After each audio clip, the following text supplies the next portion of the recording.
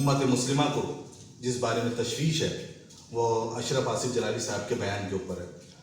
बात हमारी तजलील की नहीं, बात सैयदा कायनात के बारे में की गई है और आए रोज़ इस तरह की बातें हो रही हैं जो हमें और खुसूसन सादात इकराम को और मुहिब सादात को आलम इंसानियत की दिल आज़ारी की गई है।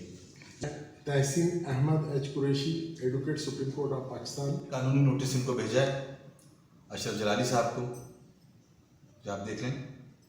ये जो कानूनी नोटिस मेरी जानिब से भेजा गया है वो आप डिस्प्ले में आप मुलाहिजा कर लें।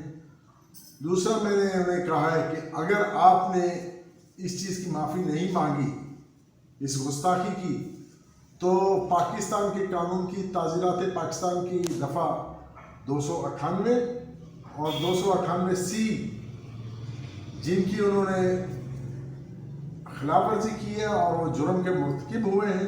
इस सिलसिले में अपने तमाम मुहिब्बों का, प्यार करने वालों का, चाहने वालों का एक दफ़ा फिर शुक्रिया अदा करता हूँ जिन्होंने आगे बढ़ के इस मामले के ऊपर हमारी रहनुमाई फरमाई, मोहब्बत फरमाई और हमारे साथ खड़े हुए हैं, जिसमें नागपुर शरीफ से अबुल हसन काजी साहब, अजमेर शरीफ से सरवर चिश्ती साहब जो खादिम ख़ास हैं वहाँ पर। इमाम का तकाजा था कि मैं नोटिस भेजूँ और सरकार ताजुद्दीन बाबा की अता से, उनके करम से, अपने बुज़ुर्गों के, अपने वालिदैन के हुक्म से हमने ये नोटिस उनको भेजा है और उम्मीद करते हैं कि वो इसका जवाब जल्द अज जल्द अता फरमाएंगे और बसूरत दीगर मैं हर फोरम पे उनके लिए जाऊँगा, दुनिया में भी और आखिरत में भी।